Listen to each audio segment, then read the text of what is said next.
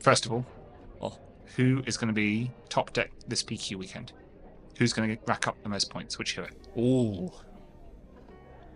I think through pure representation and like essentially throwing enough darts at the dartboard, it could still be KO. Ooh. Okay. It could still be KO. That wasn't what I was expecting to say. I think okay.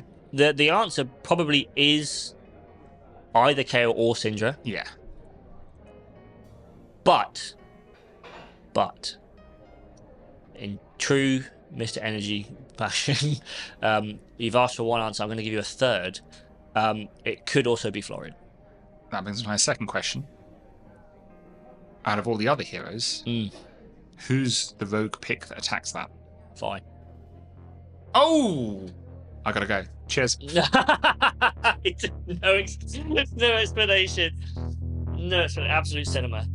Welcome to Energy Potion, a flesh and blood podcast where we chat about trying, failing, and sometimes succeeding to play flesh and blood as competitively as we can. This episode was recorded in front of a live audience at an exclusive secret location. Before you smash the like, follow, or subscribe buttons, just take a moment. Do you really want your friends and connections to hear the latest hot takes and brute techs before you get to play them yourself? I'm tired from all the testing. I've had enough now. We just play PQ. We haven't actually really started testing yet, John. I'm done testing. Have you played your 35 games? Yes. Have you put them into the spreadsheet? No. Have you filled out the last part of the last sheet of the spreadsheet that breaks down each game, what happened and what you're going to improve for next time? I'm happy with the deck. Have you input all your wins and losses into the columns that I very painstakingly learned how to use Excel to figure out? Wait, I meant to use that spreadsheet. It's for everyone. Oh. You meant to open it, save a new one with the season and what hero it is. Yeah. And do it for that. So I have one for Gravy and I have one for another mystery hero that no one knows about. Okay. That I'll be using this week. I see. I mean, I have made some improvements to the matchup guide as a result of testing. I think they're improvements. Testing them's tough. I need a Verdance to play into. I can run Verdance. We have some local Verdances. We do. I need a Verdance to test into. I know Ryan has been playing a lot of Verdance. I think he's teetering between Verdance and Syndra currently. Obviously, Matt, one of our local judges, is a renowned Verdance hater. Ping him and see and one trick. Play Verdance one evening between now and PQ. Well, this is the issue of any season, any terms of preparation, is that you can play as much Talishar as you like. Yeah. There is a wall you will hit practicing into Max Nitro and the occasional Kasai, and very, very occasionally an actual meta deck. Yes. In the competitive Classic Constructed queue, I might add. There comes a point where testing the same matchup again and again and again with a teammate or friend pays dividends. Yes, because you get to tweak and try different things and see what works most of the time. And you get to like run turns back and see how they play out more differently. You might decide that actually scowling yourself is the correct line as opposed to scowling your opponent. Kudos to anyone who figured out the scowling flesh bag puzzle today on Twitter. You know? What, the one that I haven't worked out? Oh, sorry, John. I haven't worked it out yet. Spoilers, John. It took me 5 hours, so... Did it? Yeah. Does it work? Yeah, it does work. There was a way? There is a way. Oh. Yeah, there was me and Finley were like, all morning being like, they've ruined it. Yeah. They've got it wrong. You can't do it. You can't do it, but there is a way. And just figured it out. So. Just figured it out. Yeah. So, anyway. Oh, that's really annoying. It is really annoying, because I'm meant to be the root player. And it works. Oh, it does work. It's actually really, really sick, John. But what's the line? This doesn't go out till Friday. What's the line? The line was... So if anyone not listening, it is from famous, renowned, a Twitter account. The name that escapes me, John. What's it called? I don't know. I just know the puzzle. Okay, well you should know, John. Well, no, I just want to know how, because I can get to maybe lethal / take 3 cards And the equipment from them. Yes, but the puzzle is you need to win and kill on that turn. You need to win on that turn. No, it's from Time Skippers. Time Skippers Fab. That's who it is. It's one of a very, very strong boot piece. And they post puzzles, not necessarily daily, I think daily, but at least weekly. Of usually like you need to win in this turn or this turn cycle. And this one's a Rhino one, which is why I'm quite interested in it. And you're facing down an Azuri who's attacking you with the bonds on the chain. And with perfect information, we know she's got a Just a Nick and Arsenal, a Yellow Shred, and a Tarantula Toxin in hand, with a Clave and Flick Knives up. She's on 1, you're on 8, and it's essentially survive this turn and present lethal next turn. And as Rhino, you're rocking Fleshbag, Tunic on 3, Beaten Trackers, all unblocked with Ball Breaker, insane card by the way, a Mandible Claw, and a hand of Blue Wrecker Romp, Smashback, Show No Mercy, and a red Barrage and Beatdown, personal favourite. As well as the No Fear in Arsenal, which caught a lot of our local playgroup unawares, as it does specify you have to banish a 6 power attack. I didn't make that mistake. But the line ends up being we tried to figure out loads of times you can like declare no blocks and then you can no fear after the flick knives so that you can sort of stay alive, but then the Azuri ends up taking one of the pieces you need, because to present lethal you need to barrage and beat down into Show No Mercy to force the double block, and then the Show No Mercy gets the buff and pushes through lethal. And if she gets to hit with bonds, because she can turn on bonds and push it to 9 with a Just a Nick and the 2 other attack reactions, she will take one of those combo pieces because she's got perfect information, obviously, because you've no feared and banished the 2 6s, so she knows what you can do. So the line is to block with equipment. All the equipment. Okay. You block with Smashback.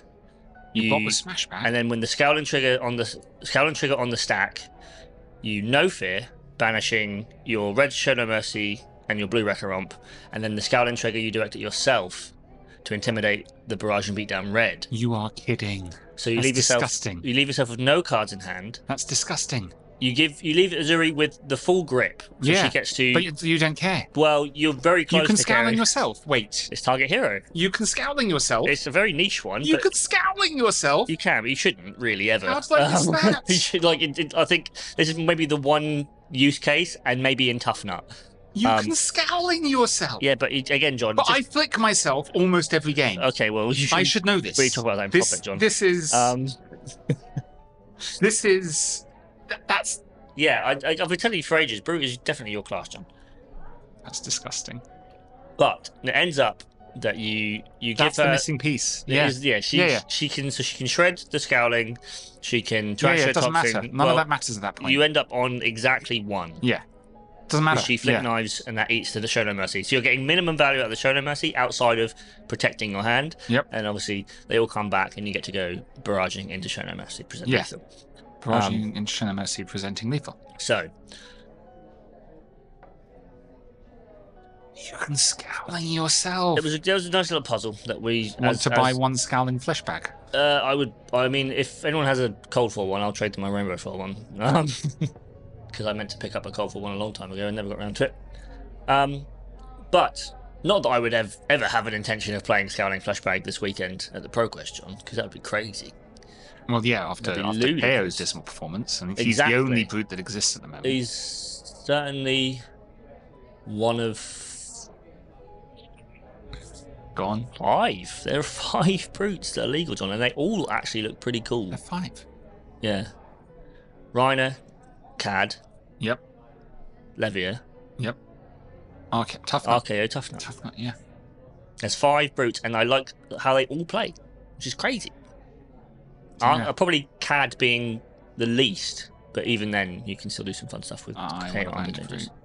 Yeah, I think... I played with RKO recently. He's very fun. RKO is incredible. Mm-hmm. He's just got so many options. So many options, and it all revolves around you blues as well, so you never feel off tempo. No. He's very enjoyable. I've enjoyed the little testing I have allowed myself to dedicate to him. Same for Tough Nut. I do feel that they have presented them at a very good time by saying, look, this is the future of Brute. This is what Brutes are going to look like going forward. And the cards that we're releasing with them will obviously be better in the older Brutes because they're more established and they're... But they will LL and... Well, obviously we came into the season going, does Armed and Dangerous make it to the end of the season? As a little spoiler for discussions later on in the podcast, his performance this weekend doesn't inspire a great deal of hope. No, although he did still put up some decent individual results. I think PQs will be a difference. Again, the difference we have to establish is exactly that. Yeah. There is a difference between the player level at a calling and at your local ProQuest. Yep. Now, obviously, there's also a degree of people were prepared for KO this week, and people knew KO was going to come out of the gates very hot, and the deck maybe hasn't still been perfectly fully refined. So there's still plenty of space for KO to trim the edges and find the perfect 80 into any given room, but also into the meta at large. But yeah, as a whole, a lot of people were expecting him to do very well. And whilst he did put himself in the top 8 of the calling in Shizuoka, he wasn't the only brute to do so. No, true. And that's interesting in its own right, for what it's worth. Is it? It is. I think it's interesting to me, and also, I imagine, the player base at large, and obviously the listeners of our lovely podcast. However, it will influence what I end up playing this weekend, and what a lot of people will end up playing this weekend. Yeah. And so it would be very regrettable if we didn't at least mention it in passing, KO Armed and Dangerous, and the potential that he might have. I still think he's a strong deck going into the PQs this weekend. I mean, he is, and again, this is what I mean. I do think we are in his sunset. I do think there is a world where he doesn't make it to Worlds. There is a world where he still does. Yep. I don't think he's the deck that wins Worlds, put it like that. Well, LL actually looks pretty good in LL. Champion right Fi is going to win Worlds. Well, I have opinions on Fi too, John. Yes. I have many opinions on Fi. Yep. I like my Cold Foil Searing Ember Blade. I value it quite highly. But in terms of where Brute's going forward, I do think there's a world where KO leads. I didn't expect there to be a world where Reiner might rack up enough points to make it. However, well, one Reiner did well at a calling. So did one KO. But yes, so did one KO. So and all the cards you need for KO, you need for Reiner, and vice versa. So I don't think this makes Reiner resurgent. It might be his time to shine, but I don't think... The thing is, you can't say resurgent because it implies that there was ever a surge in the first place. It would simply just be surgent. Reiner rising. Yes. Reiner rising rampage, if you will. I disagree, John. I think genuinely, like in internal testing, personally, and with a few others, and also from the data we have to a degree, KO's biggest weakness at the weekend that everyone knew going into it was that he's very solid, very strong, maybe the best numbers deck, but his numbers don't mean anything into Earth's ability to block well and then flip the maths when they're online. Yeah. Add into that a new build, I think specifically the Yukili Bender build, which is again incredibly powerfully consistent, which is again kind of adverse to how Brute plays. It does leave itself more open to the Syndra matchup, and as we probably will mention in a little bit, Syndra did very well at the weekend. Syndra did very well. Syndra picked holes in a lot of gaps that again we did call. And then even the gravy matchup for KO isn't as nice as you'd like it to be. So he wasn't quite as dominant and strong as you would have hoped. However, that Earth matchup is flipped on its head when it comes to Reiner, because Reiner loves the idea of intimidating their root-bound carapace out of their hand and then pushing through the damage. And now with all these new tools, he's got that extra little bit of consistency to make sure he doesn't really take those off turns. Plus, he's not playing nearly as many null blocks as KO is either, so he can block out these Syndra turns too. Like he hedges a lot of gaps. We'll get to Syndra in a second. He hedges a lot of gaps that KO kind of has, and KO is quite happy to have, because I think into the field at large, KO is still a stronger deck.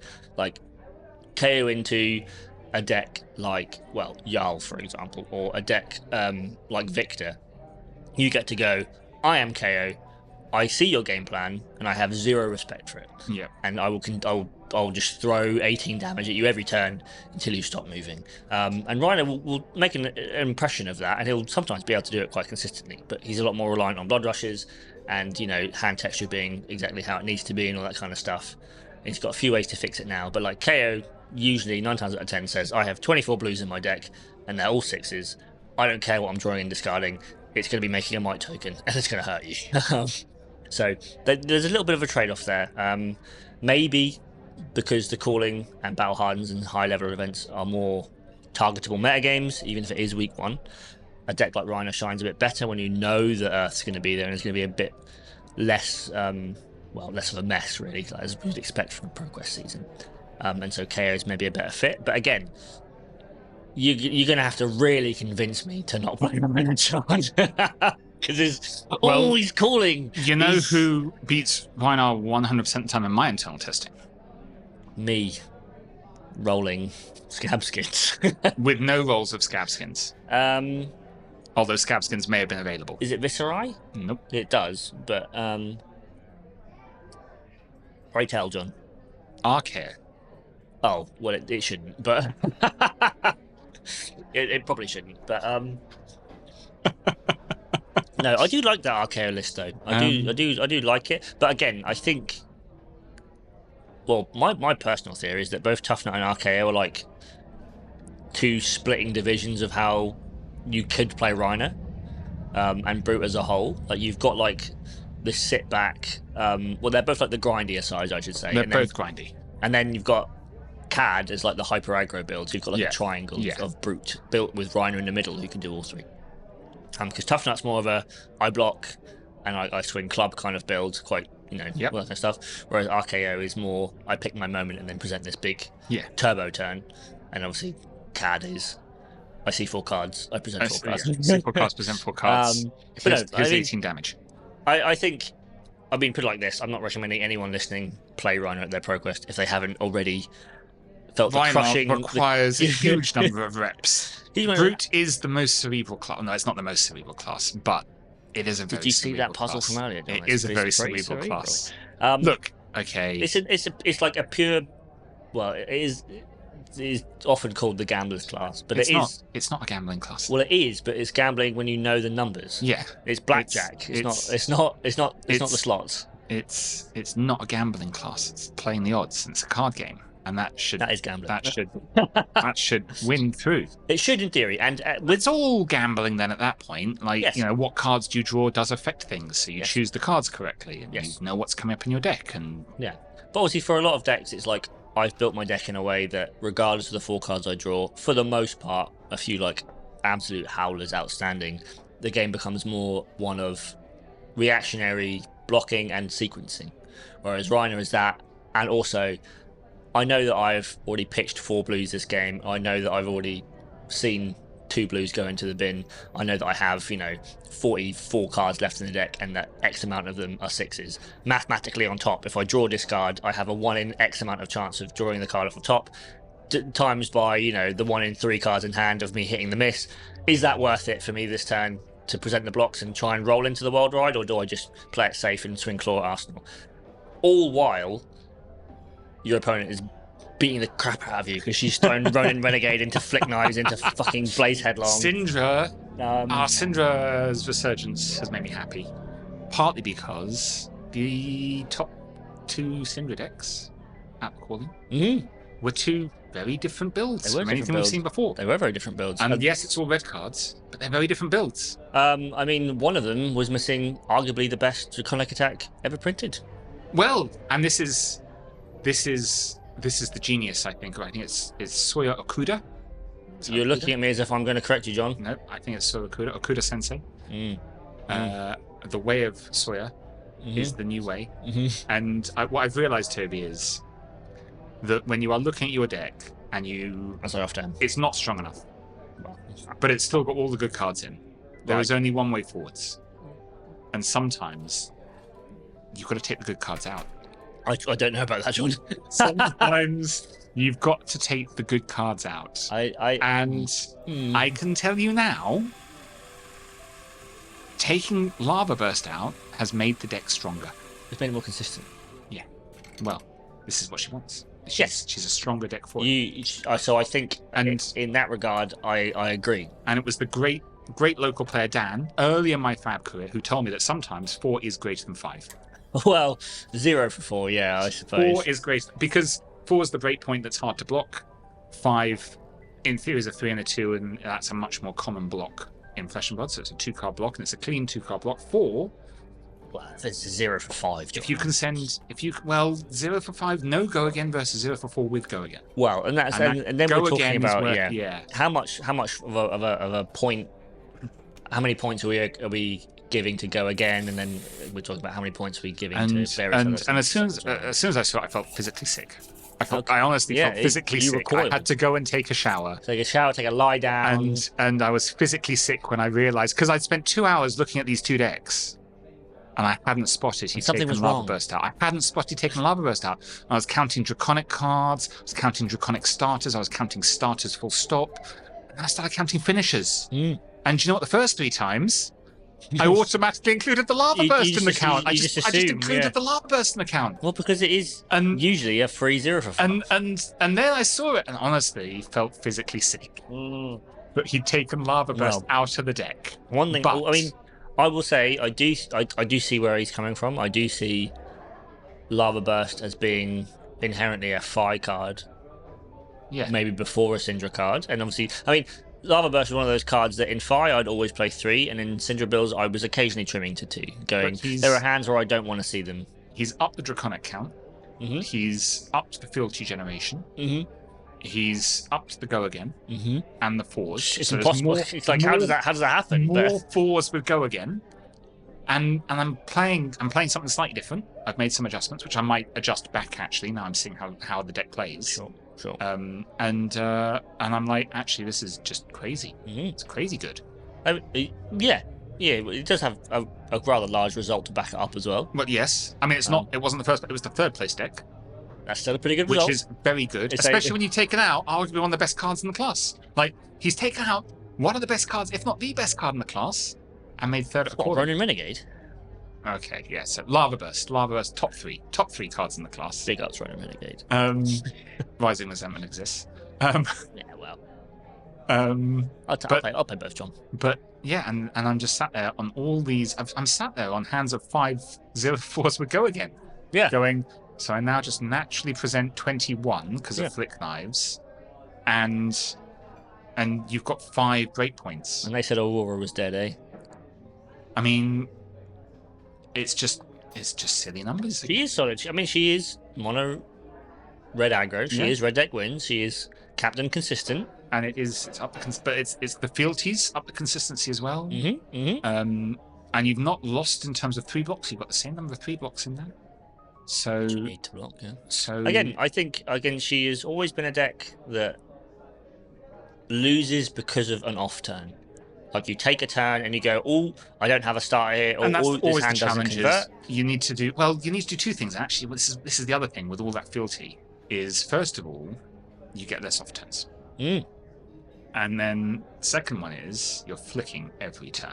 Well, yes. There's never that turn where you can't buy the daggers back, so you don't flick. You're always presenting at least 3 chain. Always need a dagger just in case, so you're always presenting 3 draconic chain links. Yes. So, which means you're always presenting 1 true damage.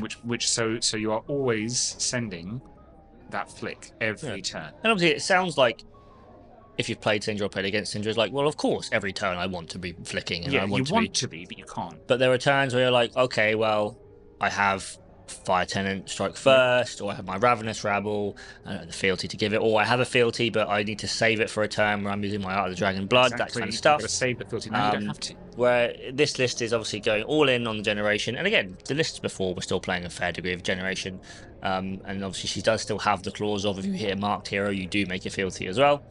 So she's no stranger to making fealty, but this list did go even further into it, and again, is sacrificing these finishes, like you said, like Lava Burst, to fit less in. finishes, but more consistency. Fewer finishes.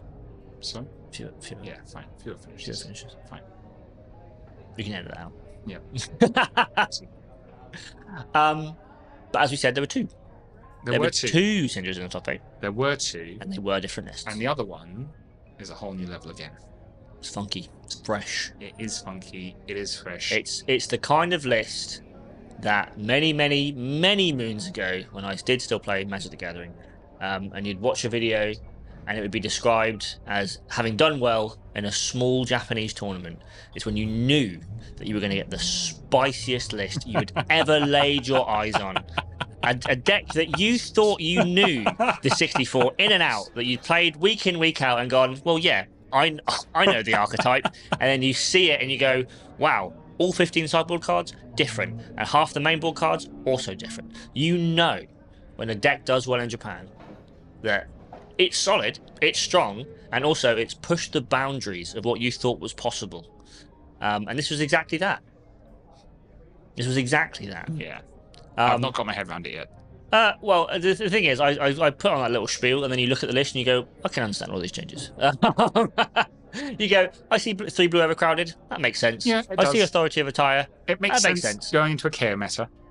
Going into a meta where you're expecting a lot of KO. And also, when one of your worst matchups is still Codex of Frailty. Yep. Like, you get to go, cool, I don't care. Yeah. I block. Yep. So, yeah, it looks solid, it looks strong, it did very well. Obviously, it was very consistent. well.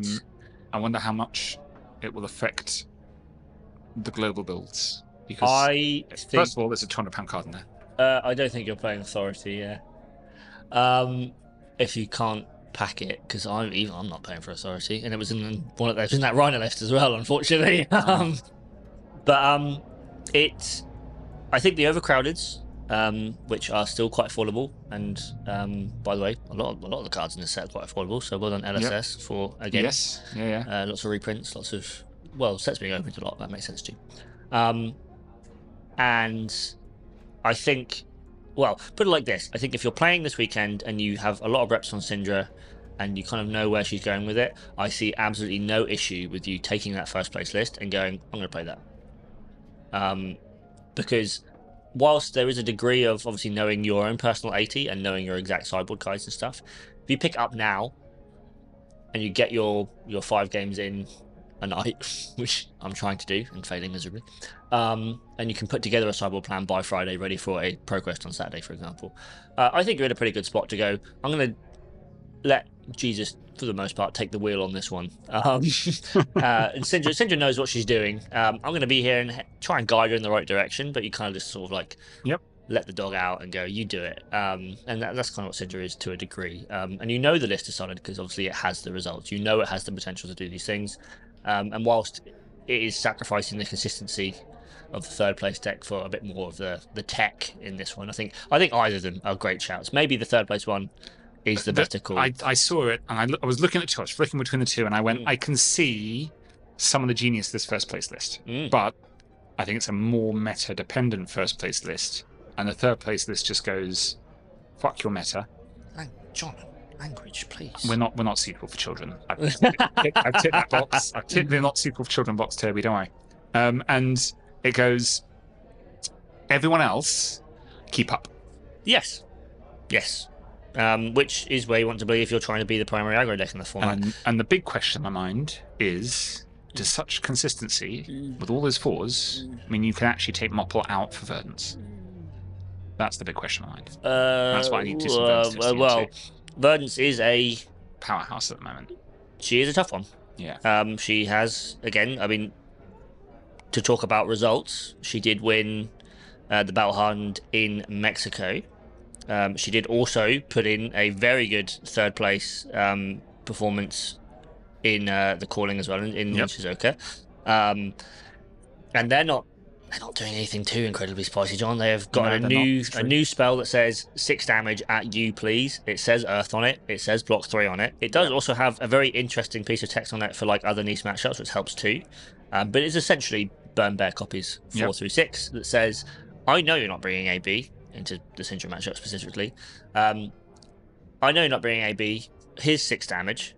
And also, if you go to 9, or if you go to 8 because of the dagger, you're in trouble. Yeah. Because I have Storm Striders.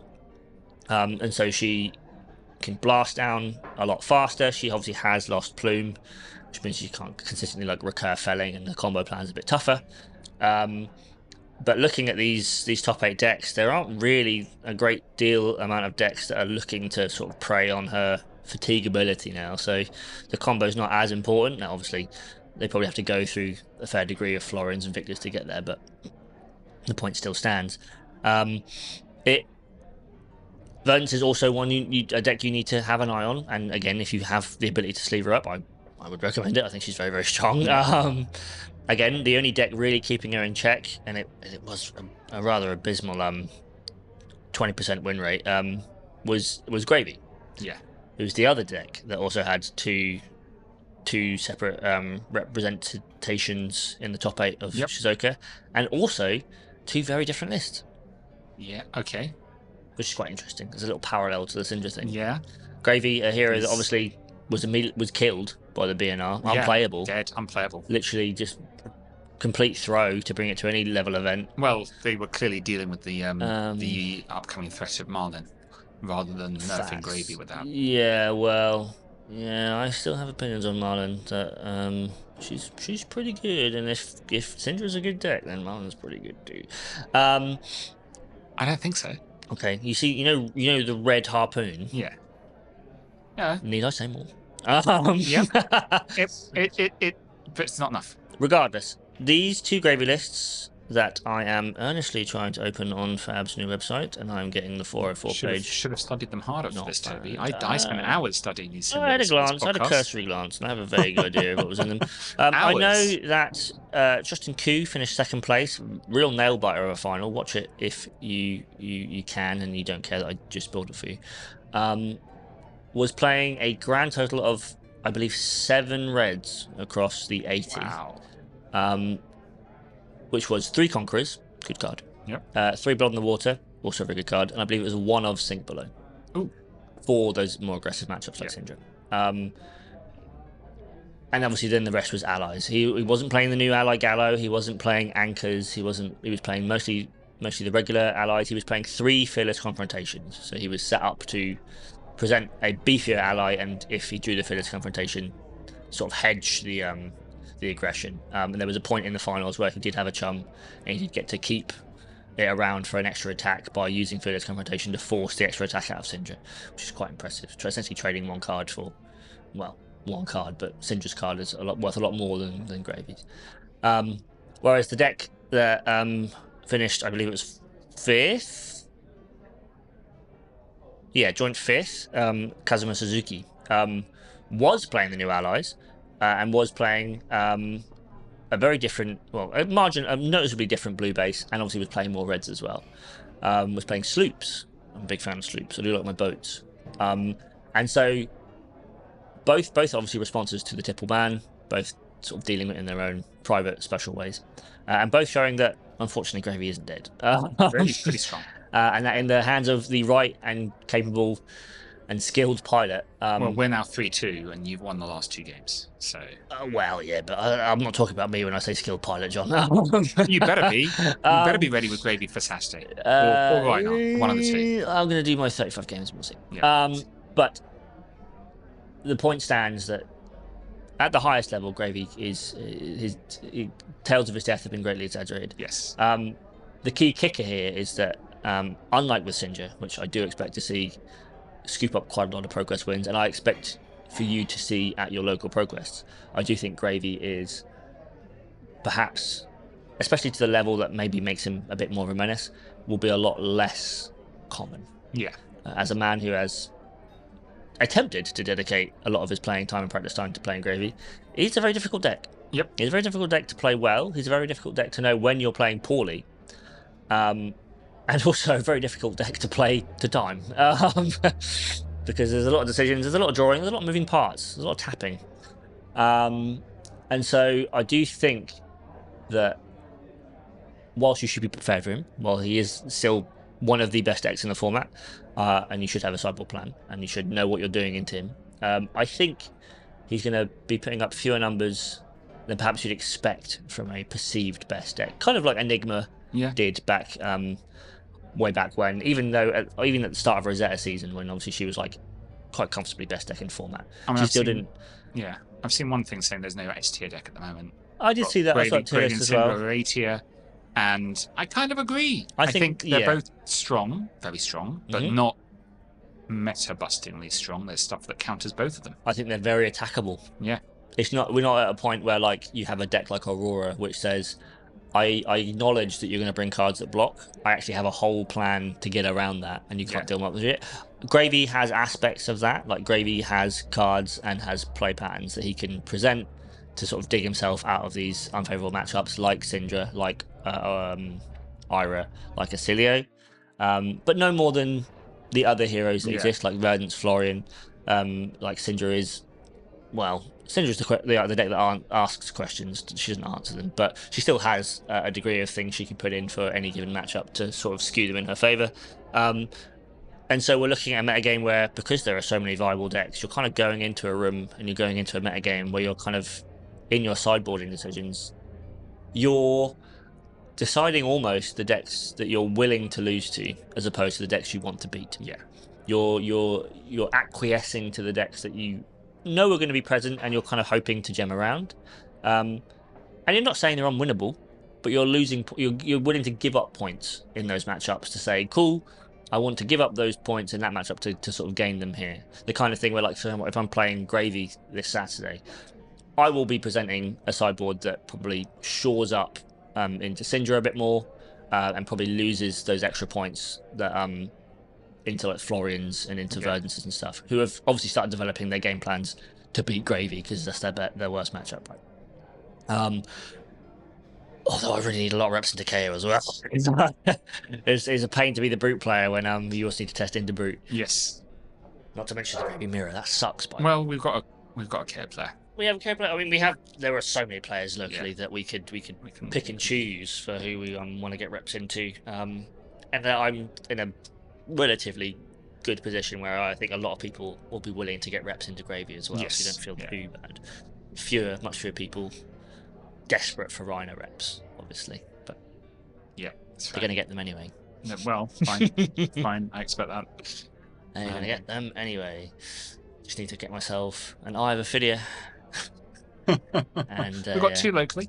We do. We've got two locally. But yeah, I think of those decks in the top 8, obviously there is a Rhino deck there. I'm not going to go into too much detail on that. It was using new cards. They're good. And the KO deck as well wasn't doing anything too crazy. It's just being care. It was just bringing these new cards in, being a bit more consistent. I think it was playing 3 Challenge the Alpha. The one that 3 cost yellow, 6, blocks 3. If it attacks a Brute, gains +2. And if it hits, they discard a card. And if they discard Which seems reasonable because you're expecting Brutes. It is. I mean, it's a mirror breaker. It lets you, if you do get paired into a Rhino, it lets you challenge the Alpha. It obviously is a card that, if you play it in Rhino, it also lets you sort of try and shore up that KO matchup a little bit as well. You're trading 2 of your life for 1 of their cards, kind of thing. So it takes them off a 4-card hand, maybe.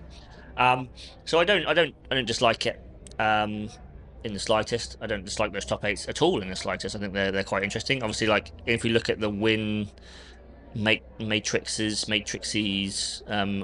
the various heroes. Dash.io, when looking at the Fab Blazing data, Dash.io had an excellent win rate. She has a fantastic win rate, and yet didn't make top 8. Didn't quite convert to top 8, but obviously if you look at these decks that are very strong, you look at Syndra, you look at Gravy, even to a degree you look at KO. The Syndras made positive percentages into the KOs at that event. Like, they were like I was saying, I think, and this is my own personal headcanon, again, this isn't necessarily the views of Brute players globally or the views of Mr. Potion over here. But I think the way a Brute player builds Brute and the way an established, very strong competitive deck builder builds Brute are very different. Right. I think if you're playing Brute long enough, you've tried already to build a consistent version of Brute, and you realise that in adding consistency, you lose essentially what makes brew, you know, give that little spark. Yes. But also a lot of what makes brew actually strong. Yeah, it's not just about, as we said earlier, it's not about putting all the good cards in the deck. It's about a deck that synergizes. Brute has fundamentally from day one been a deck of synergy as opposed to a deck of individual strengths. Yes. Like the whole idea of having to play these filler sixes to actually execute your game plan, again, shows that you're presenting a deck that is a sum of its parts, more than the sum of its parts, than, you know, a deck of necessarily good cards. But the key difference is that a deck built as a brute by a brute, I suppose. I have always found that Syndra matchup to be quite favourable for KO. Yes. Whereas obviously this newer build, and it is by virtue of playing things like Buck Wild, you're playing more 2 blocks, you're playing less explosive stuff. You're giving up those points, and ties into what I was saying earlier. You're giving up points into some matchups to gain points into the other. Like you're gaining points into a deck like Gravy, and gaining points into decks like Florian and Verdance, decks that typically are bad brute matchups for KO at least, not Rhino.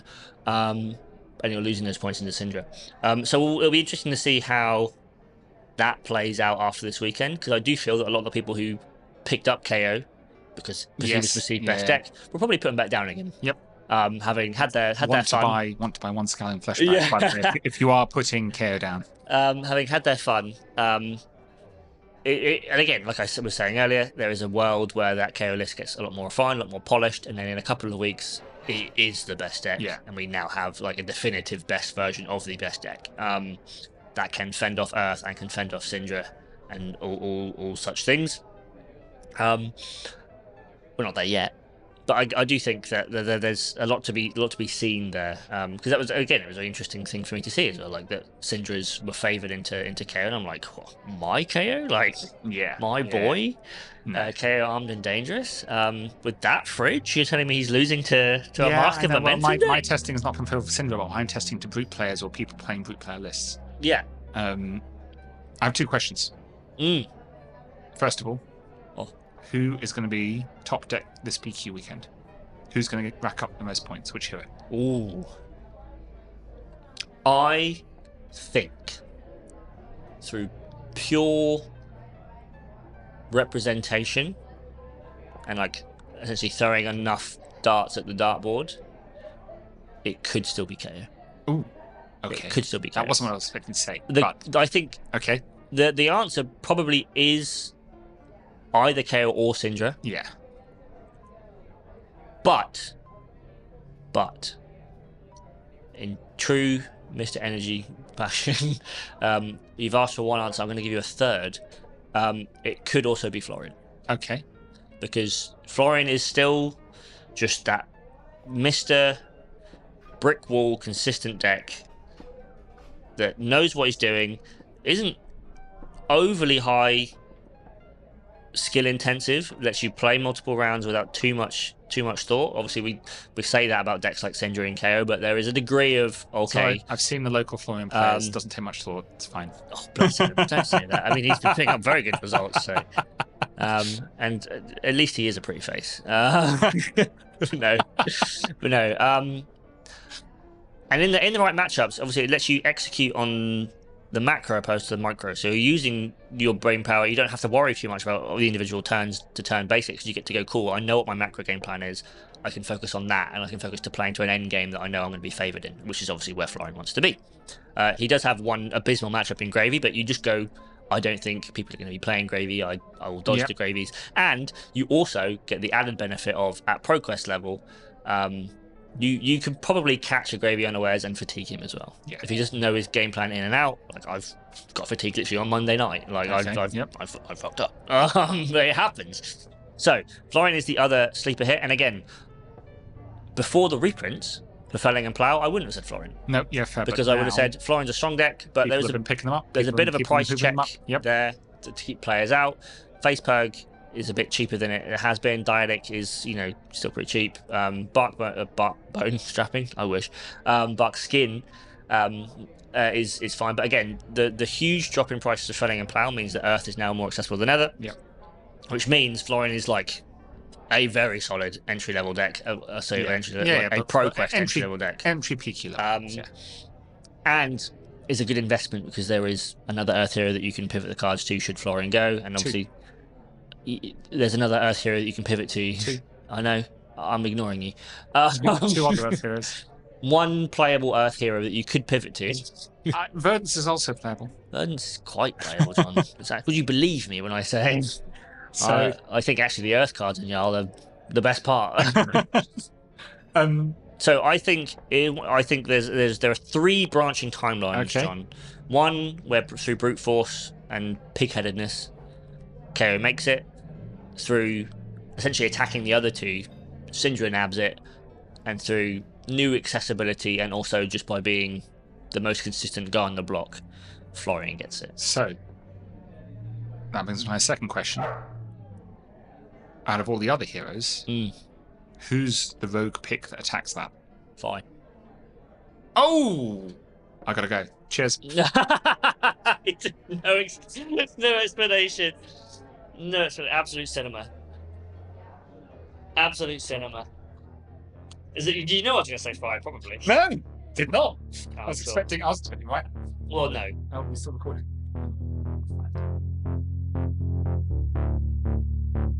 Thank you very much for listening to this episode of Energy Potion, a Flesh and Blood podcast. If you liked it, please consider subscribing for more.